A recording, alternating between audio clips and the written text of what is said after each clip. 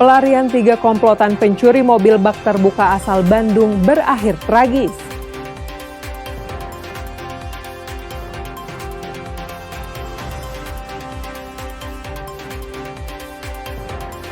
Ambulans pembawa pasien di Sukabumi tertimpa pohon.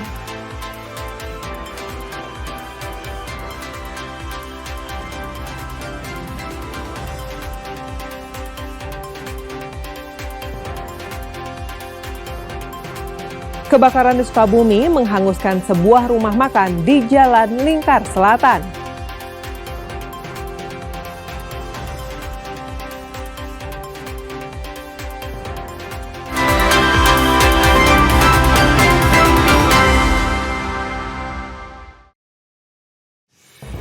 Selain informasi utama tadi, kami masih memiliki informasi menarik lainnya.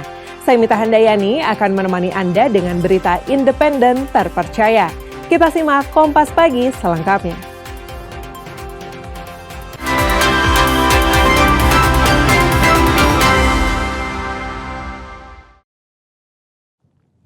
Pelarian 3 komplotan pencuri mobil bak terbuka asal Bandung berakhir tragis. Hendak membawa kabur hasil curian ke Jakarta, mobil yang mereka kendarai justru mengalami kecelakaan di wilayah Purwakarta. Akibatnya, 1 pelaku tewas di lokasi kejadian, sementara 2 rekannya berhasil diringkus Satreskrim Polrestabes Bandung dalam kondisi luka-luka. Rekaman CCTV ini menjadi bukti awal aksi nekat 3 pelaku saat menggasak sebuah mobil bak terbuka di kawasan Terminal Antapani, Kota Bandung. Dengan cepat, para pelaku membobol kendaraan yang terparkir dan langsung memacunya ke arah Jakarta. Namun, upaya untuk menjual mobil curian ke tangan penadah berakhir menjadi maut. Saat melintas di wilayah Kabupaten Purwakarta, mereka mengalami kecelakaan tunggal. Benturan keras membuat bagian depan mobil ringsek parah. Dalam insiden kecelakaan, pelaku berinisial U yang bertindak sebagai sopir tewas seketika. Sementara 2 rekannya yakni G dan L tak berkutik saat diringkus petugas di rumah sakit sebelum akhirnya dibawa ke Mapolrestabes Bandung. Pidana pencurian dengan pemberatan di mana pada saat itu korban memarkirkan mobilnya ya, di terminal angkot Antapani. Kemudian pada saat pelapor akan membuka toko sekitar pukul 7 pagi, pelapor mendapati bahwa mobil yang terparkir di terminal tersebut sudah tidak ada. Ya, dia sempat mencari keberadaan tersebut akan tetapi tidak ditemukan. Ya, kemudian diketahui bahwa pelaku setelah melakukan pencurian, mereka membawa kendaraan tersebut ke arah Jakarta. Ya, tetapi di daerah Purwakarta kemudian terjadi kecelakaan ya, yang mengakibatkan 3 orang korban. Ya, 1 orang meninggal dunia atas nama inisial U, kemudian 2 orang mengalami luka-luka atas nama G dan L. Kini, kedua pelaku yang selamat hanya bisa meratapi nasibnya di balik jeruji besi. Selain kehilangan rekannya, keduanya kini terancam hukuman 8 tahun penjara sesuai dengan pasal 363 KUHP tentang pencurian dengan pemberatan. Abdul Rahim, Kompas TV, Bandung, Jawa Barat. Sebuah insiden menegangkan terjadi di tengah cuaca ekstrim yang melanda Kabupaten Sukabumi. 1 unit mobil ambulans desa yang sedang membawa pasien ringsek usai tertimpa pohon tumbang. Meski kondisi kendaraan rusak parah, seluruh penumpang di dalamnya berhasil selamat.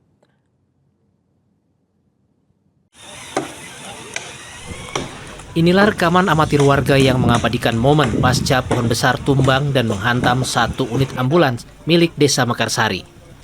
Peristiwa ini terjadi di Jalan Raya Nyalindung, Sagaranten, Desa Cijangkar, Kabupaten Sukabumi. Bagian belakang kendaraan terlihat ringsek parah. Benturan keras menyebabkan seluruh kaca jendela samping dan belakang hancur. Saat kejadian, ambulans yang dikemudikan oleh Anjuk ini sedang dalam perjalanan membawa seorang pasien bernama Nur usai menjalani pengobatan di rumah sakit Secapa.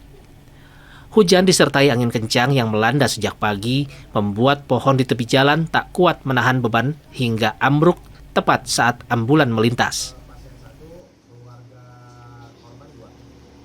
Kejadian tadi Pak sopir ambulan menginformasikan ke saya, laporan ke saya, katanya mobil ambulan kena bencana, kena musibah, tertimpa pohon di Desa Cijangkar, Kampung Cicalobak.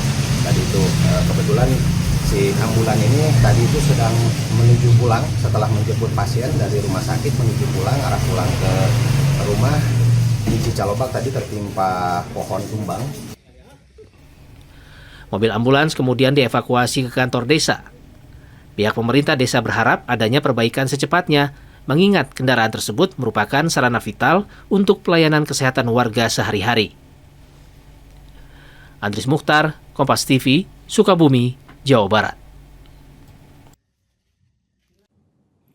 Aksi kriminalitas yang menyasar anak-anak terjadi di Kota Bandung. Seorang pria bermotor tega merampas ponsel milik anak berusia 10 tahun yang sedang asyik bermain di sebuah warung kawasan Nyengseret. Meski sempat dikejar warga, pelaku berhasil melarikan diri. Inilah rekaman CCTV yang menjadi viral di media sosial. Seorang pria mengendari sepeda motor tampak mendekati kerumunan anak-anak yang sedang duduk di sebuah warung jalan Nyengseret Utara, Kota Bandung. Hanya dalam hitungan detik, pelaku secara paksa merampas ponsel yang tengah dipegang oleh korban berusia 10 tahun. Korban dan teman-temannya yang terkejut hanya bisa terdiam saat pelaku tancap gas melarikan diri. Menurut orang tua korban, saat kejadian kondisi lingkungan memang tengah sepi. Celah inilah yang dimanfaatkan pelaku untuk mengintai sebelum akhirnya melancarkan aksinya secara nekat di siang bolong.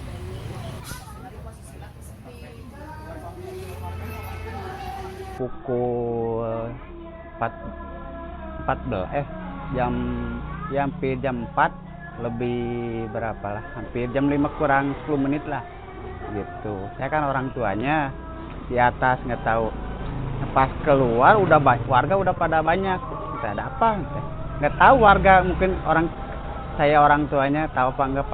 Pas masuk ke warung, kakak bilang yang sabar, tok sabar kunaon, barangkali kecopetan.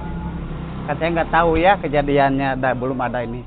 Nah, tak bilang udah RT sini ke lihat kamera, hasil kamera. Ya udahlah, tunggu aja hasil kameranya. Nah, udah kebuktian. Terus kamu, oh ya ternyata memang benar gitu. Meski rekaman ini sudah tersebar luas, pihak keluarga mengaku belum melaporkan kejadian tersebut secara resmi ke kepolisian. Mereka berharap aparat tetap bertindak tegas karena aksi perampasan ini sangat meresahkan dan mengancam keselamatan anak-anak. Abdul Rahim, Kompas TV, Bandung, Jawa Barat. Gubernur Jawa Barat Deddy Mulyadi mendorong relokasi dan pembangunan danau atasi banjir di Karangligar, Kabupaten Karawang. Wilayah tersebut merupakan cekungan tidak akan pernah bisa diselesaikan secara permanen jika hanya mengandalkan penanganan teknis biasa.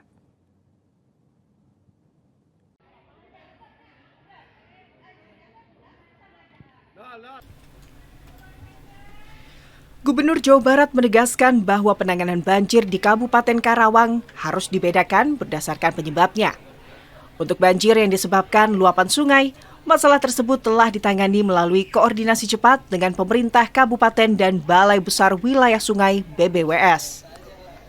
Namun untuk wilayah cekungan seperti di Karangligar, Deddy menilai banjir tidak akan pernah bisa diselesaikan secara permanen jika hanya mengandalkan penanganan teknis biasa. Menurutnya, solusi terbaik adalah relokasi warga dan mengubah kawasan tersebut menjadi danau retensi. Menurut Deddy, konsep hunian adaptif sudah pernah dicontohkan, yakni rumah dengan lantai atas setinggi 2,5 meter dari permukaan tanah agar tidak terendam banjir. Namun ke depan, konsep tersebut dinilai perlu disempurnakan dengan ketinggian tiang hingga 4 meter. Itu kan saya karena hafal betul daerah itu. Yang pertama, kalau yang satu kan luapan tuh Sungai BBWS sudah selesai karena waktu itu juga saya langsung kontak bupati telepon saya, kemudian terkoordinasi dengan BBWS, dengan PJT, dengan PSDA sudah selesai. Yang kedua adalah cekungan. Saya sampaikan kalau yang di cekungan Karangligar itu sampai kapanpun nggak akan pernah selesai. karena itu cekungan, maka tawaran yang terbaik adalah relokasi. Jadi lebih baik Karanglegar itu dibuat menjadi danau untuk menampung banyak air di Kerawang ke situ, kemudian masyarakatnya berpindah. Dan saya kan sudah memberikan contoh tuh agak lumayan rumah yang saya bangun dengan ketinggian 2,5 meter dari permukaan tanah itu, lantai atasnya kan tidak terendam.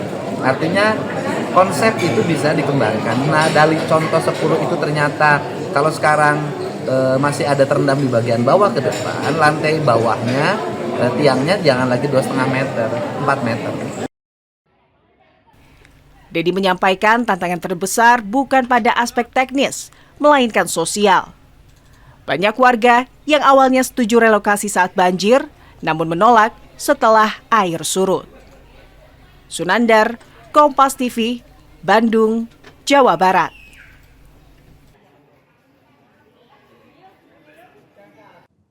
Bandara Hussein Sasranegara Kota Bandung berpeluang kembali bergeliat. Gubernur Jawa Barat Deddy Mulyadi mengusulkan skema perubahan tata kelola bandara kepada pemerintah pusat. Deddy ingin Bandara Hussein dikelola penuh oleh Pemprov Jabar, sementara Bandara Kertajati diusulkan beralih fungsi menjadi pusat industri pertahanan nasional.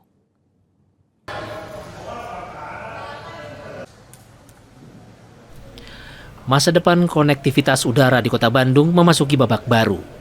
Gubernur Jawa Barat Deddy Mulyadi mengusulkan agar pengelolaan Bandara Hussein Sasranegara diserahkan kepada pemerintah Provinsi Jawa Barat.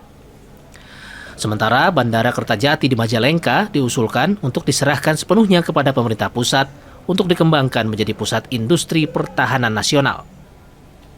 Jika usulan disetujui, Pemprov Jabar berencana melakukan modernisasi Bandara Hussein, mulai dari peningkatan fasilitas terminal hingga rencana perpanjangan landasan pacu atau runway, agar dapat menampung pesawat dengan kapasitas yang lebih besar.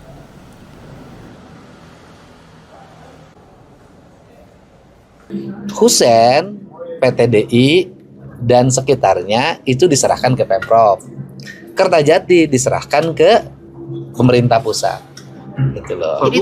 Sehingga nanti kita tinggal memperkuat, memodernisasi dari Hussein. Nah, kan nggak usah lama tuh waktunya. Kita benahin, kemudian misalnya kalau dimungkinkan landasan pacunya ditambah, dan sehingga dalam waktu nggak terlalu lama pasti rame. Berarti Pak opsinya hanya menukar guling berarti. Tukar guling. Tidak menjual aset saham yang di BJB itu. Enggak, tukar guling. Tukar aset. Tukar aset aja. Jadi kita ngelola Hussein, kemudian Kertajati diserahkan ke pemerintah pusat. Deddy Mulyadi meyakini dengan lokasi yang strategis di jantung kota, pengelolaan mandiri oleh provinsi akan mempercepat pemulihan ekonomi dan pariwisata di Kota Kembang. Usulan ini kini tengah menunggu respon dan kajian lebih lanjut dari Kementerian Perhubungan. Reza Pratama, Kompas TV, Bandung, Jawa Barat.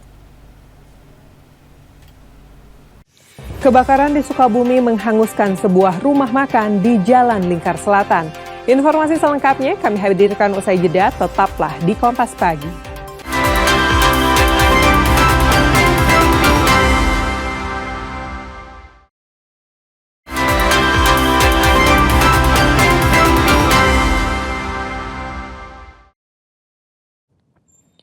Kebakaran di Sukabumi menghanguskan sebuah rumah makan di Jalan Lingkar Selatan.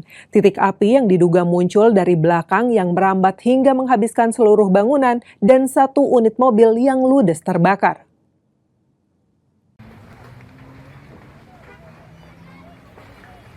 Dalam video amatir warga, api membakar hebat bangunan rumah makan di Jalan Lingkar Selatan, Kota Sukabumi. Titik api yang diduga dari belakang atau dapur dengan cepat merambat ke seluruh bangunan yang terbuat dari bahan yang mudah terbakar. Angin kencang saat kejadian juga membuat bangunan rumah makan habis terbakar. Petugas pemadam kebakaran yang tiba di lokasi harus menurunkan 5 unit damkar, termasuk 1 bantuan dari wilayah Kabupaten Sukabumi untuk menjinakkan api. Menurut kesaksian warga, titik api terlihat muncul dari area belakang dan bahkan sempat terdengar ledakan. Api yang terus membesar akhirnya menghabiskan seluruh bangunan beserta isinya berupa perlengkapan memasak dan sejumlah dokumen. di bawah pohon kersen apa tuh gak tahu yang kebakar apa yang dari masak ya saya juga gak tahu. Kaleng-kaleng itu pada terbang, tidak. Sempat terdengar ledakan? Kedengar. Berapa kali, Pak? Kedengar. Ya sering sih tadi, yang gedenya sekali. Kayaknya tadi seperti gak ada orang, gak tahu. Api udah gede, baru pada keluar. Kalau yang terbakar ini apa? Ini rumah makan.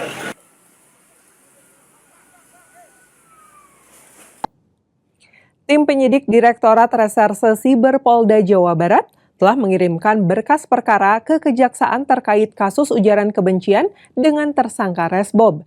Pihak Kejati Jabar telah menyatakan P21 dan telah menyiapkan 6 jaksa peneliti. Menurut Kabid Humas Polda Jawa Barat, Kombes Pol Hendra Rohmawan, tim penyidik Direktorat Reserse Siber telah mengirim berkas perkara tahap kedua ke Kejaksaan terkait kasus ujaran kebencian dengan tersangka Resbob.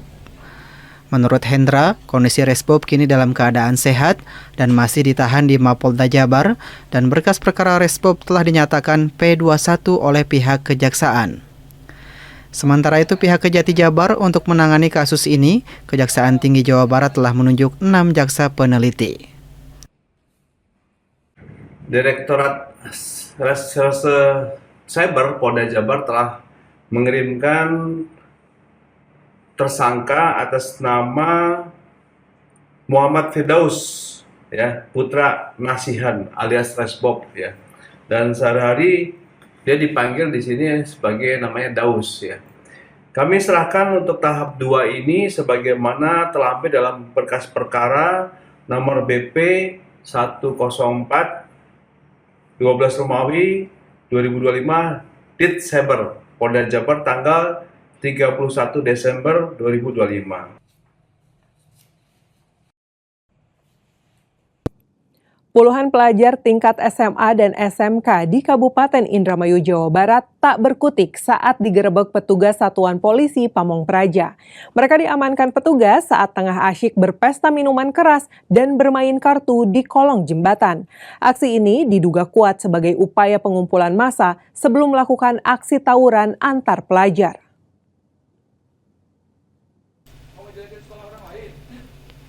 Para pelajar ini diamankan oleh Satuan Polisi Pamong Praja atau Satpol PP saat berpesta minuman keras di kolong jembatan Sungai Cimanuk, Kabupaten Indramayu. Petugas Satpol PP juga mengamankan barang bukti diantaranya handphone, kartu remi, miras, hingga motor tanpa memiliki plat nomor. Kepala Satpol PP dan Damkar Kabupaten Indramayu Teguh Budiarso menegaskan bahwa patroli rutin ini ditingkatkan guna menekan angka kriminalitas dan tawuran di kalangan remaja yang kian meresahkan. Menurut Kasatpol PP dan Damkar, kegiatan ini untuk menekan aksi tawuran di kalangan pelajar. Para pelajar ini diamankan saat sedang pesta miras di kolong jembatan Cimanuk, Kabupaten Indramayu, Jawa Barat. Ya, alhamdulillah, ini saya pikir ya kenakalan remaja lah ya, yang kita antisipasi. Kita tahu persis sekarang banyak sekali kejadian tawuran antar pelajar, kemudian ada geng motor. Nah, ini salah satu upaya kita, Satpol PP dan Damkar Kabupaten Indramayu, dalam rangka menekan angka kriminalitas tersebut. Ya. Nah, tadi ketahuan ada adik-adik kita yang masih bisa dibina, saya pikir. Pada maghrib lah mereka masih berkumpul di jembatan Cimanuk di kolong. Selanjutnya, para pelajar dari berbagai sekolah menengah atas maupun kejuruan ini didata dan membuat perjanjian untuk tidak mengulangi hal yang sama. Fadlianto Sugiono, Kompas TV, Indramayu, Jawa Barat. Pembangkit listrik tenaga surya terapung Cirata, Purwakarta menjadi pelopor energi hijau terbesar di Asia Tenggara. Informasi selengkapnya kami hadirkan usai jeda, tetaplah di Kompas Pagi.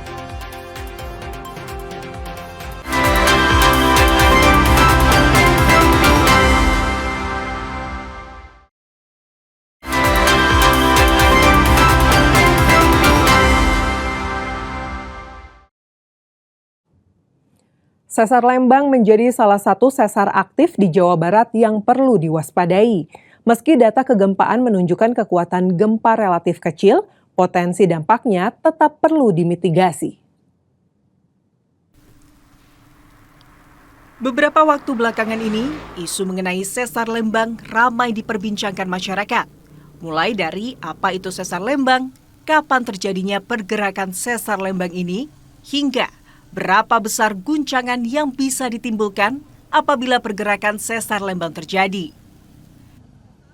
Nggak terlalu tahu ya, cuman yang saya tahu tuh kayak ada pergeseran dari sesarnya itu yang menyebabkan gempa bumi besar di kawasan Bandungnya. Ya, sepengetahuan saya itu aja sih kalau untuk sesar Lembang itu. Taunya seringnya dari mana sih? Banyak dari berita-berita kayak dari TikTok, dari Instagram, kayak gitu. Kebanyakan dari sosial media. Ya, dari sosial media. Apa cenah kata sosmed itu lumayan bikin panik? Ya, bikin panik. Ya, soalnya kan dampaknya juga gede, sama jangkauannya luas terutama itu. Menurut penyelidik Bumi Utama Badan Geologi, Supartoyo, sesar Lembang merupakan sesar aktif di Jawa Barat yang secara geologis tampak sebagai tebing yang berbatasan dengan dataran. Sesar ini terbentang dari Padalarang, Ngamprah, Parongpok, Kecamatan Lembang hingga Cilengkrak dengan panjang sekitar 27 hingga 29 kilometer. Skenario terburuk yang akan terjadi jika seluruh sesar Lembang bergerak bersamaan, yaitu gempa bumi yang mencapai magnitudo 6,8 hingga magnitudo 7. Namun berdasarkan data sejak tahun 1600-an hingga kini, kenyataannya gempa bumi yang disebabkan sesar Lembang tercatat berkekuatan di bawah magnitudo 5 dan guncangannya cenderung tidak terasa hingga kota Bandung. Pergeseran sesar per tahun pergerakannya 2 hingga 4 mili. Yang perlu diperhatikan oleh masyarakat di wilayah Kota Bandung, jangan hanya sumber gempa bumi dari sesar Lembang, tapi sumber gempa bumi lainnya, yaitu dari zona penunjaman, di mana zona penunjaman ini merupakan pertemuan antara dua lempeng besar yang terjadi di Samudra Hindia di selatan Jawa Barat. Dan menurut catatan Badan Geologi, gempa bumi dari zona penunjaman ini itu pernah mengakibatkan kerusakan yang ada di wilayah Kota Bandung maupun Kabupaten Bandung, yaitu tahun 2009, kekuatannya 7,4.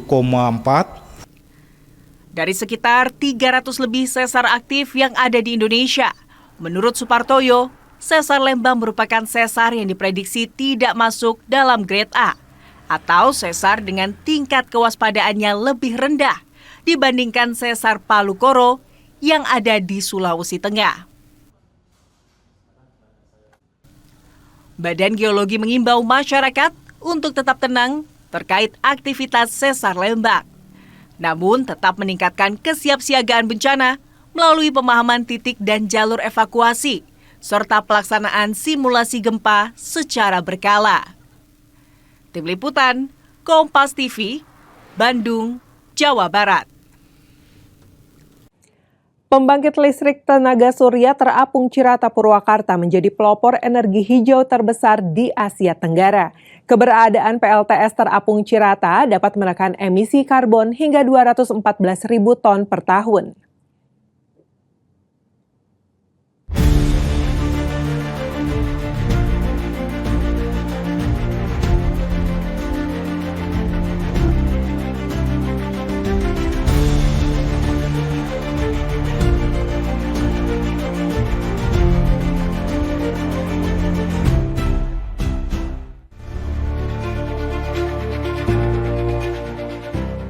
Dari balik hamparan air waduk Cirata di Purwakarta, terbentang ribuan panel surya yang memantulkan cahaya harapan.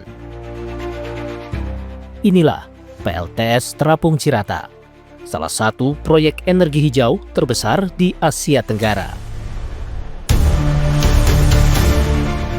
Dengan kapasitas awal 192 MW, PLTS Terapung Cirata menyumbang sekitar 1/1000 kebutuhan listrik nasional per tahun.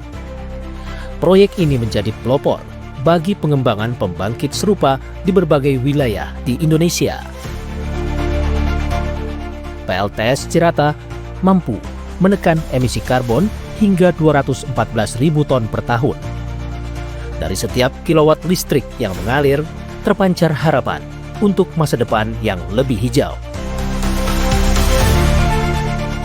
Saat ini energi listrik dari PLTS Terapung Cirata ini dikirim ke jaringan di sistem Jawa Barat ya. Nah, ini terhubung ke gardu induk Cirata yang terhubung ke Purwakarta dan Padalarang. Dan kalau pemanfaatannya yaitu sudah karena terhubung ke sistem interkoneksi ya, jadi langsung dimanfaatkan ke seluruh konsumen di jaringan listrik di Jawa Bali. Melalui pembangunan pembangkit ramah lingkungan dan inovasi layanan seperti Renewable Energy Certificate atau REC, PLN menghadirkan cara baru bagi masyarakat untuk ikut berperan dalam transisi energi bersih. Kini, siapapun dapat memastikan bahwa listrik yang digunakan berasal dari sumber energi terbarukan, cukup melalui aplikasi PLN Mobile. Transformasi energi hijau juga tercermin dari meningkatnya minat pelanggan terhadap layanan REC di Jawa Barat. Hingga triwulan ketiga tahun 2025 menunjukkan jumlah transaksi kumulatif pelanggan REC periode Januari sampai dengan September mencapai 3.398 kali dengan total penjualan 1.224.545 unit REC.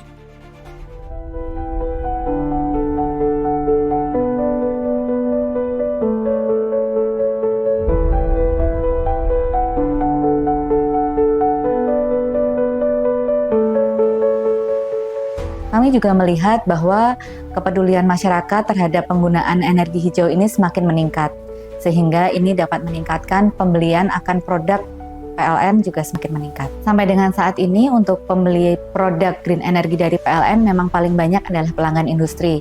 Tapi menariknya saat ini sudah mulai banyak pelanggan rumah tangga maupun komunitas yang mulai membeli produk green energy berupa REC. Ini menunjukkan bahwa produk green energy dari PLN tidak eksklusif, tapi juga bisa dinikmati oleh seluruh masyarakat.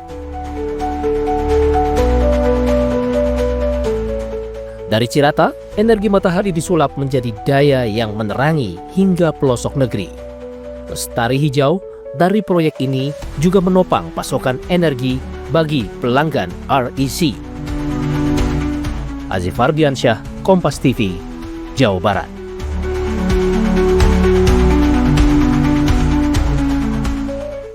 Bersiap hadapi Dewa United, Persebaya Surabaya gelar latihan. Informasi selengkapnya kami hadirkan usai jeda, tetaplah bersama kami.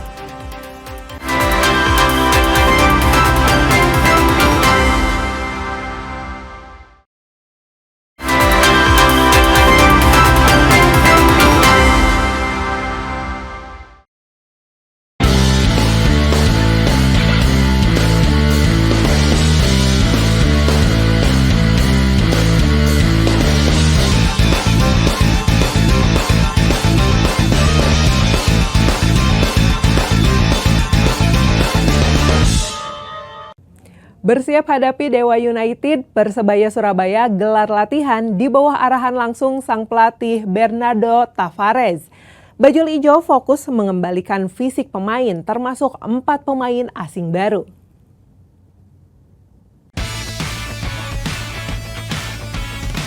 Persebaya Surabaya gelar latihan di lapangan ABC Kompleks Gelora Bung Tomo, Surabaya, Rabu sore. Latihan diikuti seluruh pemain, termasuk 4 pemain asing rekrutan terbaru. Latihan kali ini sebagai persiapan tim jelang melawan Dewa United di pekan ke-19 hari Minggu. Latihan fokus pemulihan kondisi fisik karena sejumlah pemain belum fit 100%. Sang pelatih Bernardo Tavares bilang, latihan dengan intensitas tinggi dilakukan untuk pemain yang belum 100% fit kondisi fisiknya. Selain itu, latihan transisi, menyerang dan bertahan juga diterapkan pelatih sebagai antisipasi permainan Banten Warriors. Okay, so we have some people that are not 100%, so we must, some of them, we're gonna try also training with intensity, but never forget the recovery from the last match. We go to make the target is offensive transition, defensive transition, but also don't forget the defensive organization and offensive organization, because we don't have too much time to prepare the next match. Serdadu The Green Force masih memiliki waktu 3 hari untuk mempersiapkan kekuatan terbaiknya jelang melawan Dewa United. Bruno Moreira dan kolega tengah dalam rasa percaya diri tinggi setelah meraih 4 kemenangan beruntun. Mahendra Triginanjar, Kompas TV, Surabaya, Jawa Timur. PB Jarum gelontorkan bonus dengan total Rp512.700.000 untuk pebulu tangkis berprestasi sepanjang tahun 2025. Pebulu tangkis muda Salsabila Zahra Aulia ditasbihkan menjadi atlet muda terbaik di tahun ular kayu.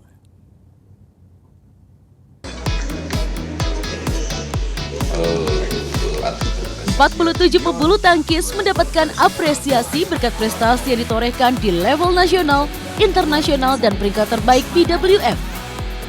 Pada kategori atlet U17 dan U19 yang berjumlah 47 atlet, diberikan bonus dengan total nominal Rp101.700.000. Pasangan ganda campuran Rehan Noval Kusharyanto, Gloria Emanuel Wijaya mendapatkan apresiasi usai menembus peringkat 15 BWF per 31 Desember 2025. Serta pasangan Bobby Setiabudi melatih Deva Oktavianti yang meraih peringkat 39 BWF per 31 Desember 2025. Sementara Salsabila Zahra Aulia yang bermain di sektor ganda putri dan campuran taruna ditahbiskan menjadi pebulu tangkis muda terbaik 2025. Kembali kepada misi dasar kita adalah regenerasi ya, dan itu acara penghargaan hari ini pun kita lakukan sebagai suatu kesinambungan. Artinya kalau regenerasi kan kita selalu mempersiapkan atlet-atlet pelapis yang bisa bersaing di tingkat dunia untuk kebanggaan Indonesia.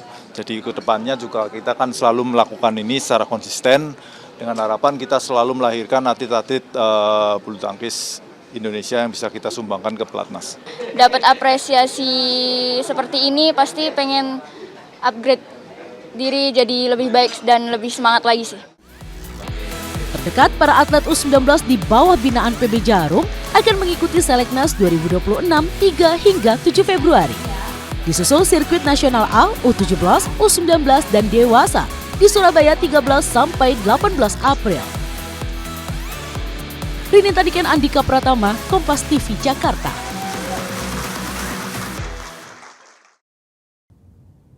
Demi perkuat pembinaan menuju Olimpiade 2028 Los Angeles, PBSI menerima dukungan Gimnasium dan Sport Science dari Kemenpora.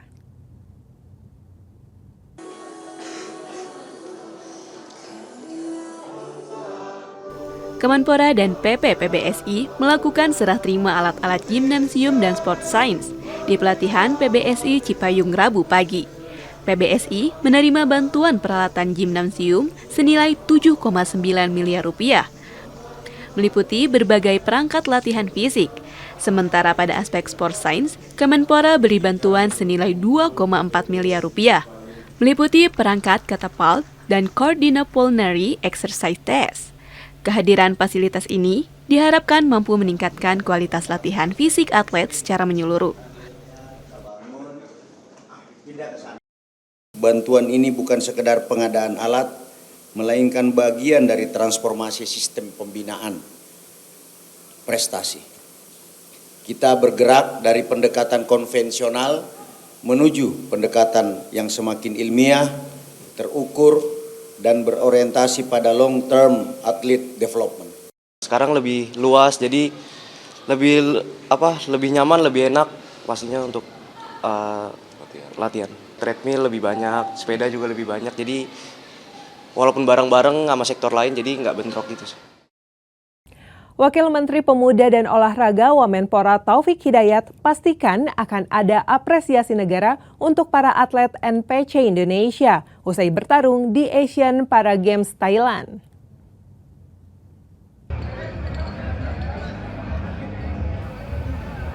Wakil Menteri Pemuda dan Olahraga Taufik Hidayat menyambut kedatangan ratusan atlet NPC Indonesia beserta ofisial setibanya di Bandara Adi Sumarmo. Wamenpora mengalungkan bunga dan memberikan ucapan selamat kepada para atlet sekembali dari tugas negara di ASEAN Para Games Thailand. Wamenpora Taufik Hidayat menyampaikan apresiasinya atas torehan prestasi bagi semua atlet. Meski dengan segala keterbatasan, mampu mengharumkan nama Indonesia di kancah internasional. Taufik Hidayat memastikan negara akan memberikan bonus kepada para atlet. Besarannya menunggu instruksi dari Presiden.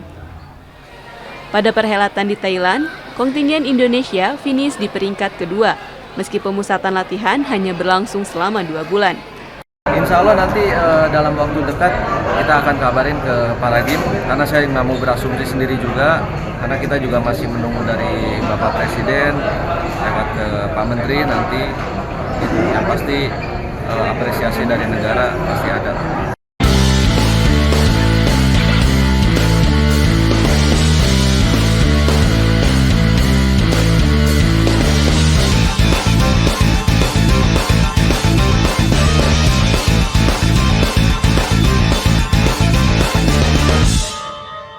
Tim DVI Polda Jabar berhasil mengidentifikasi 37 kantong jenazah korban longsor Cisarua.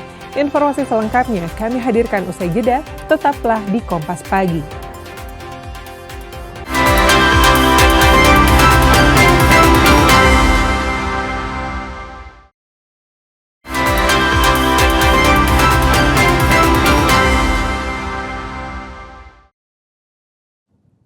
Hari kelima pencarian korban longsor di Cisarua, Kabupaten Bandung Barat, tim DVI Polda Jabar berhasil mengidentifikasi 37 kantong jenazah. Hari kelima bencana longsor di Cisarua, Kabupaten Bandung Barat. Tim DVI Polda Jawa Barat tidak menerima satupun kantong jenazah dari lokasi longsor. Dikarenakan hujan yang terus mengguyur kawasan Cisarua sejak pagi, disertai kabut tebal, membuat proses pencarian korban dan evakuasi jenazah terhenti lebih cepat pada pukul 10:30 menit. Hingga pukul 17:55 menit, total kantong jenazah yang telah diterima DVI Polda Jabar sejak hari pertama masih berjumlah 50 kantong. Sementara jumlah korban yang berhasil teridentifikasi kembali bertambah dari sebelumnya 34 korban, hari ini menjadi 37 korban dan seluruhnya sudah diserahkan kepada pihak keluarga. Jadi update terakhir sampai jam 17.55 ini ya, dari jenazah yang kemarin kita dapatkan itu yang sudah teridentifikasi 37 dari 50 kantung jenazah. Demikian Mas Pita. Semua sudah diserahkan ke pihak keluarga? Semua sudah diserahkan ke pihak keluarga.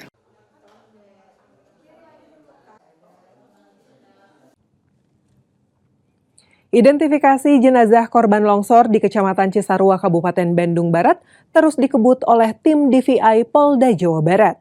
Petugas harus bekerja ekstra teliti untuk mencocokkan data medis dengan kondisi jenazah yang mulai sulit dikenali. Proses ini menjadi kunci utama sebelum jenazah dikembalikan ke pihak keluarga untuk dimakamkan secara layak. Posko DVI Polda Jawa Barat yang berlokasi di Pondok Pesantren Darut Tauhid kini menjadi pusat identifikasi bagi seluruh jenazah yang berhasil dievakuasi dari material longsor Desa Pasir Langu. Proses identifikasi dilakukan melalui 2 tahapan krusial. Selain pemeriksaan visual, petugas secara mendalam mengecek data antemortem yang diserahkan oleh pihak keluarga. Data ini meliputi rekaman gigi, ciri khusus pada tubuh, hingga sampel DNA sebagai data pembanding paling akurat. Tak hanya medis, properti atau barang-barang yang melekat pada tubuh korban saat ditemukan juga menjadi petunjuk penting bagi tim dokter forensik untuk memastikan identitas korban. Kemudian setelah itu baru kita cocokkan, namanya proses rekonsiliasi ya. Kita cocokkan tadi informasi dari data antemortem dengan data postmortem. Jadi misalkan ditemukan 1 kantung jenazah, meminta 1 kantung jenazah, maka pada saat rekon itu, maka tim postmortem itu memaparkan temuannya. Temuannya disampaikan ini jenazah atau potongan tubuh, jenis kelaminnya apa gitu, kalau masih bisa disebutkan kan, perkiraan tinggi badan, berat badan, kemudian ciri-ciri khusus, kemudian catatan giginya, kemudian properti yang dipakainya. Semua itu dicatat. Hingga Rabu siang, proses pencocokan data masih terus berjalan dengan pengawalan ketat. Petugas menegaskan, setiap proses harus dilakukan secara cermat dan tidak terburu-buru guna menghindari kesalahan fatal dalam proses penyerahan jenazah kepada keluarga duka. Tim Liputan Kompas TV, Kabupaten Bandung Barat, Jawa Barat.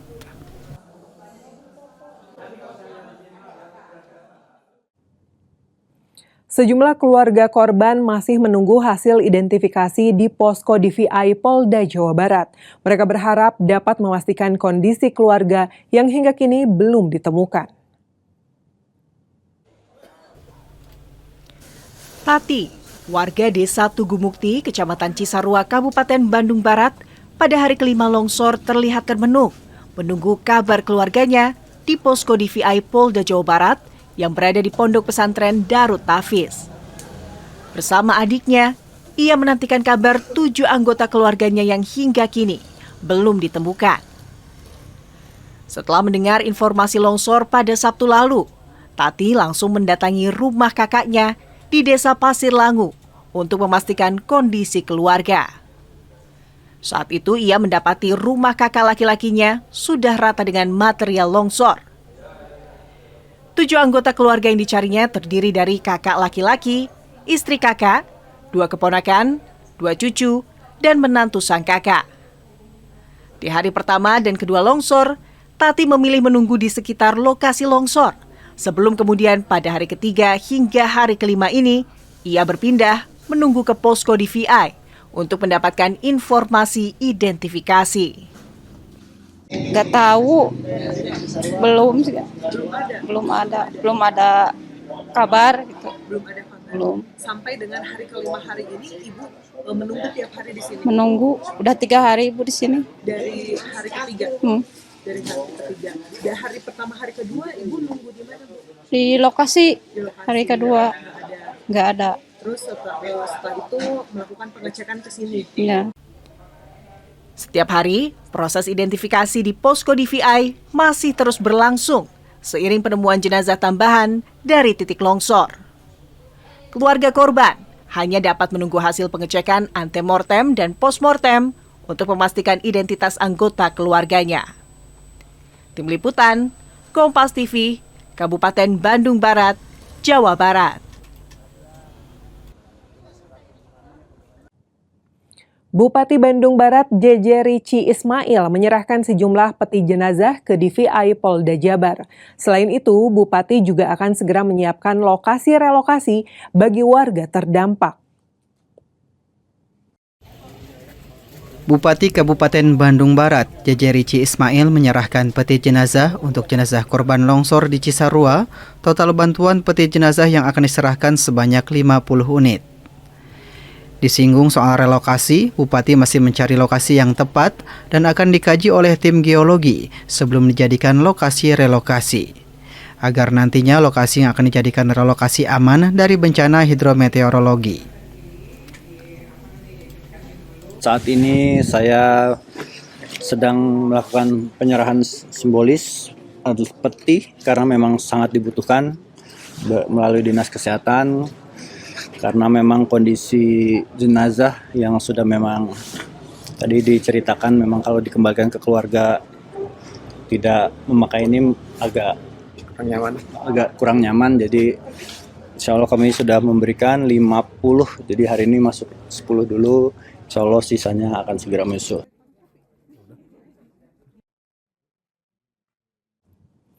Pemerintah Kota Bandung menyalurkan bantuan untuk penanganan bencana longsor di Kabupaten Bandung Barat. Bantuan tersebut berupa dana 3 miliar rupiah serta 2 unit mobil pemadam kebakaran. Bantuan disalurkan sebagai bentuk dukungan terhadap penanganan bencana longsor di Kabupaten Bandung Barat. Dana sebesar 3 miliar rupiah akan digunakan untuk kebutuhan penanganan darurat dan pemulihan pasca bencana. Selain bantuan dana, pemerintah Kota Bandung juga mengerahkan 2 unit mobil pemadam kebakaran. Armada ini disiagakan untuk membantu proses evakuasi dan penanganan di lokasi terdampak. Kedepan, Pemkot Bandung menargetkan penambahan ruang terbuka hijau hingga mencapai 30%. Langkah ini dilakukan untuk mengurangi risiko bencana serupa. Itu sih anggaran tanggap bencana biasa, nggak gede-gede banget. Itu mungkin paling banyak sekitar 3 miliar. Karena itu pengerahan personil, pengerahan bantuan yang memang sudah ada barangnya. Kita tinggal menunggu sekarang. Kemarin ada pertanyaan bagaimana dengan dapur umum. Nah, untuk dapur umum memang kita bekerja sama dengan banyak pihak. Koordinatornya tetap KBB, bekerja sama dengan kepolisian dan TNI, kita akan support. Pemerintah Kota Bandung memastikan koordinasi dengan pemerintah daerah setempat terus dilakukan selama proses penanganan bencana berlangsung. Sunandar, Kompas TV, Bandung, Jawa Barat.